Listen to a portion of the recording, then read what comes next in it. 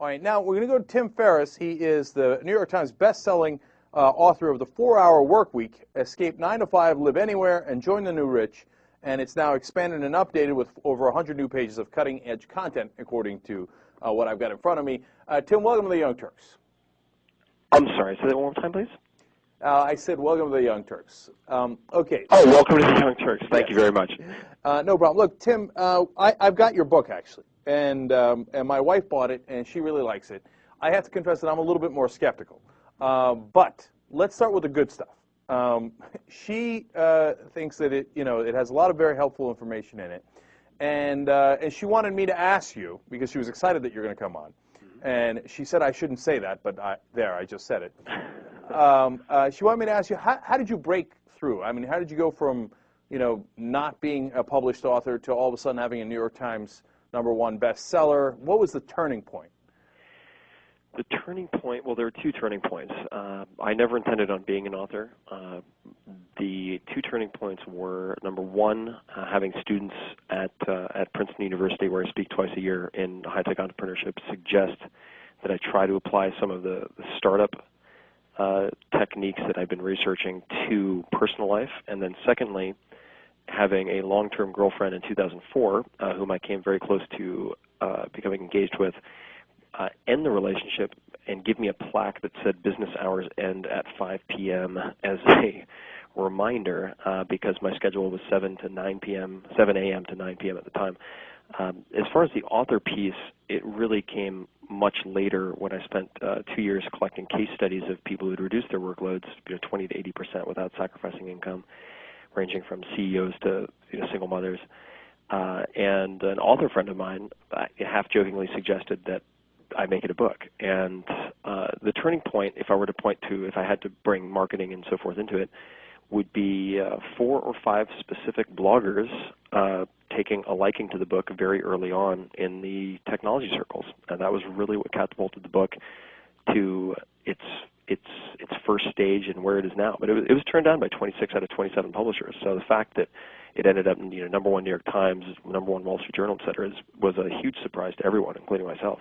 Well, that is a very interesting story, and it's inspirational because a lot of people have had their work rejected, et cetera.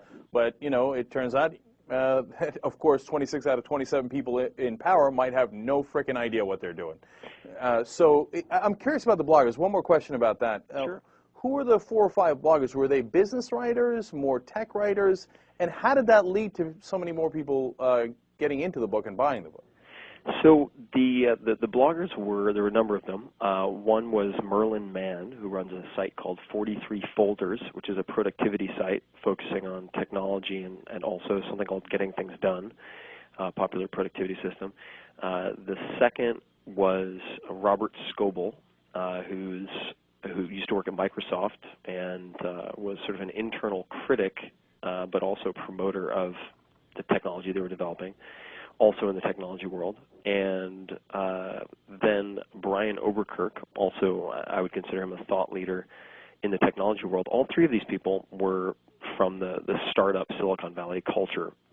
And I think part of the reason that it appealed to them and spread as quickly as it did is because it addresses a few pains that they have, perhaps more so than anyone else, such as information overwhelm. And most of the books that I think have been published before that fit neatly into, let's say, time management, focus on either foregoing money and assuming it's unimportant, so just being happy with less and stepping out of the rat race, or they're a how-to to becoming Jack Welch and running a Fortune 500 company. I feel like most people fall somewhere in between those 2 points.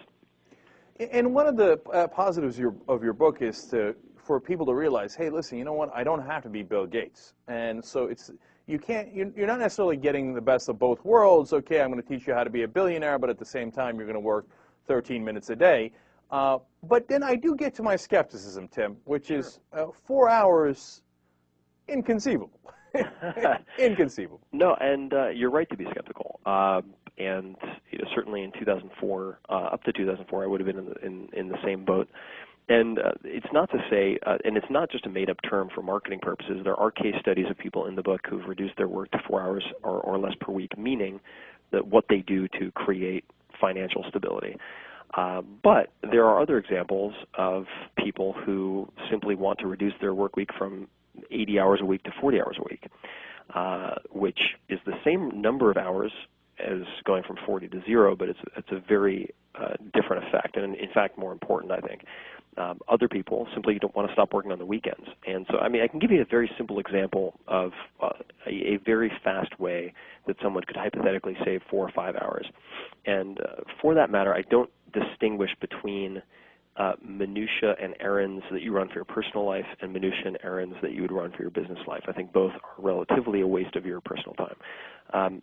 So one thing that people could experiment with today, you don't have to buy the book for this, is to go to asksunday.com, ASKSUNDAY.com. And what that does is gives anyone, even if they make $30,000 a year, the ability to have a 24/7 on-call virtual assistant.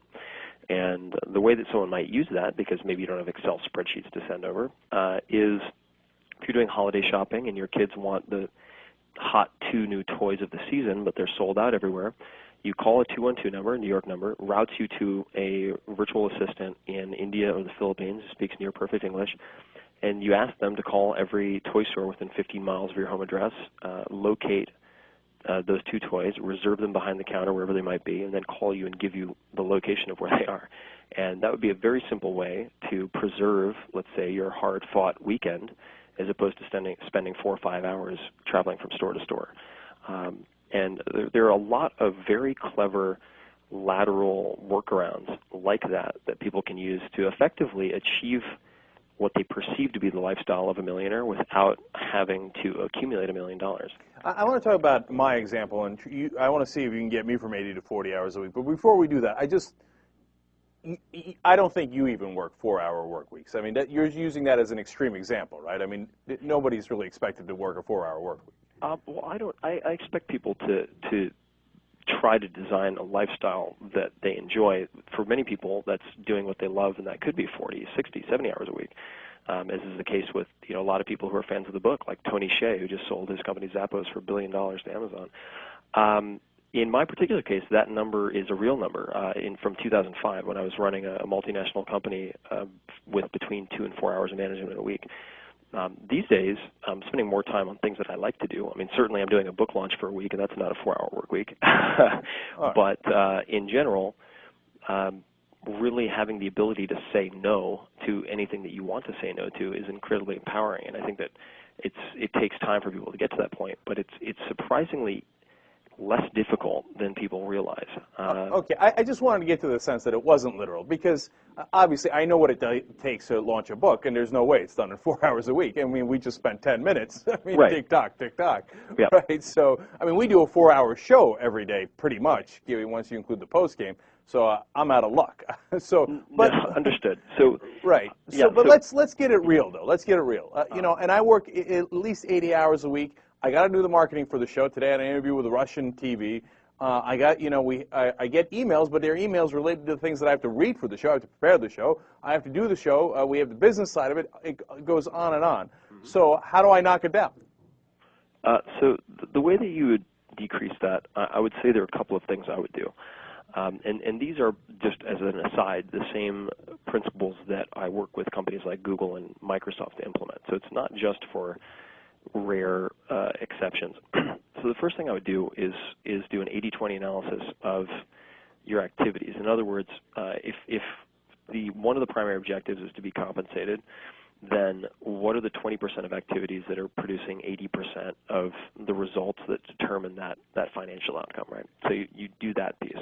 Then conversely, look at the 20% of activities that are consuming 80% or plus more of your time. And what you'll generally find, I mean, I don't know that many people involved with radio, but a handful of them, I don't think most people appreciate how much time goes into preparing these shows. It's a lot of time, generally. And That's right. That research and a lot of the marketing and the setup and the scheduling and the calendaring and so forth can be very effectively handled by someone that you would not need to pay more than $5 or $10 an hour for. And in many cases, you could also, for example, just spoke with someone today who did this in radio, in fact, find an MBA program nearby that would give credit to a very intelligent postgraduate student who would then handle a lot of these things for you at no cost. So that would be, at least obviously from a very superficial level, one of the first things that I would do is basically a time audit and then look at what things are dependent on your unique skill set, which you obviously have or you wouldn't be in this position, and then what things can be really taught or offloaded to someone else. You know, and that's the, in my opinion, the essence of your book. Because here, you know, again, when you take it literally, I'm going to be honest, I'm not buying it. And I'll tell you why. Because I got to read the articles. I can't have an intern read the articles. I have to read them, right? And so I have to acquire that knowledge. And then the show takes a lot of time, et cetera. And then what we spend 80% of our time on doesn't bring us 20% of our revenue, to use this as a business, you know, example. What we spend 80% of our time in is the show, and it brings in 100% of the revenue. I mean, you know, give or take. So I get those limitations, but there is a kernel in there that I think is very, very helpful to people. That if you look at it from that perspective, you see, oh, well, you know, I do spend a lot of time on this, and it doesn't really give me that much return. Maybe I could do without. And people get attached to certain things, and it's hard for them to let it go, and they can't really let that go. And I think that a book like yours helps them to streamline a little better and go, oh, yeah, well, I didn't think about it that way. So in that light, I know you've got 100 new pages that you're adding to the book. Give me something new from those 100 pages that could be helpful to people. So I will. I mean, most of those 100 pages, almost all of them, are actually real-life case studies. That's why I did the expanded edition. Otherwise, I didn't feel like there's much to add. But in terms of something that would be helpful to people, I think for free, you don't have to buy the book for this. This is what I'm going to suggest people do, is go to 4hourworkweek.com. It's the top 1,000 blog. And look at some of the case studies. Look at the families who are exploring some of these options. These are middle-class people, many of whom are traveling for the first time in their lives for 6 to 12 months and coming back with more in their bank accounts than they had when they left.